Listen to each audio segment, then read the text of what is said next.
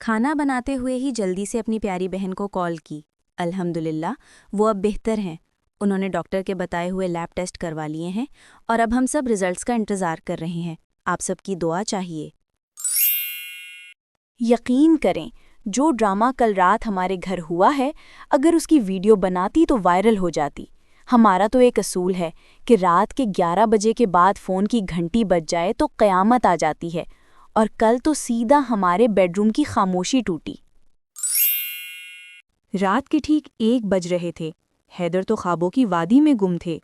اچانک ڈور بیل بجی، اور ایسی بجی جیسے کوئی قیامت کا بٹن دبا گیا ہو۔ میں تو ڈر کے مارے اٹھ بیٹھی۔ حیدر کو جھنجھوڑا، اور یہ میرے شوہر ہیں۔ ارے میرے جانمن ویورز، جو مزہ اب تک دیکھا ہے نا، وہ تو بس چائے کی پہلی چسکی تھا۔ پوری کڑھائی والی چائے اب اگلی ایپیسوڈ میں، تو صبر سے بیٹھو، کیونکہ اگر تم نہیں دیکھو گے تو میں تو سیدھا اسکرین سے باہر نکل کر تمہارے گھر پہنچ جاؤں گی، ہاں، دال روٹی لے کر۔